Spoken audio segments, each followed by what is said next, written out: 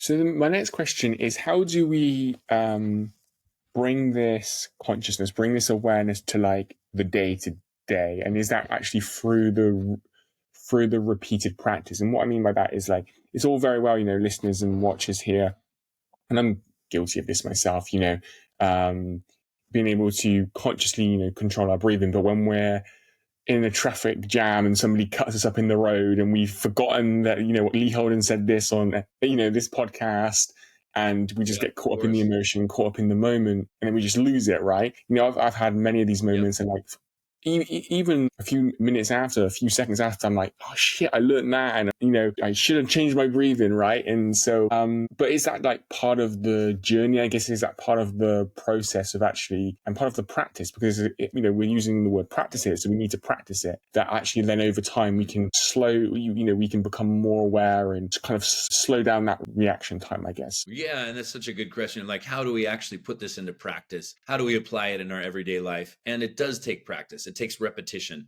I need to learn. I need to remember what Lee Holden says on his podcast sometimes in traffic. You're like, I got 4 children. When I get them all fed a healthy breakfast out the door without any squabbles and to school on time, I'm just like, yes, gold medal. And it doesn't always happen. So, there's things in life that can be very frustrating, like, parenting, working, and getting kids ready for school, wanting them to be healthy. And, the life gets very complicated.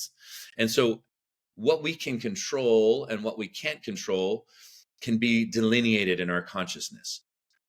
We don't necessarily have that much control over the traffic. I wish Qigong could clear traffic, because that would be nice. But no, I can only control my response to the unexpected or traffic or to my children. So yes, I often will be in traffic and I'll feel frustrated before. What I've done is train myself before I take any action or say anything. I check in with my emotions. I wait. I don't react immediately to a circumstance in a negative way. So whether it's kids fighting, traffic unexpected, late to school, I'm going to say, before I get frustrated and before I act on my frustration, I'm going to tend to it within myself. No, negative emotional energy, think of it like compost for your garden. It's unuseful. It's not something we want to ingest, hold on to. No, we want to put it in a place. So like, you take all your food scraps and your garbage and then you compost it. It's going to be a bit smelly. It's not going to be nice to just keep in the kitchen. But if you go out and put it in the yard, you put it on that plant, all of a sudden that tree is going to bear fruit.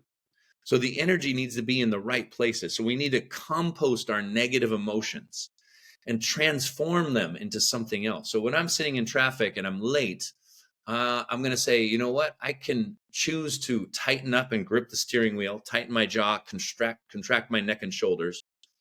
But it does not make the traffic go any faster. It just makes my neck and shoulders tight and depletes my energy, because holding tension in your body is depleting. So let me respond to this traffic with relaxation. Let me do a practice.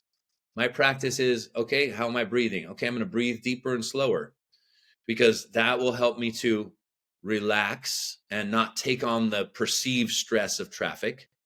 Because stress, remember, folks, is a response in your nervous system that life all around you is threatening. You are in a life-threatening situation. That's when you want to go into stress. But sitting in traffic is not a life-threatening situation.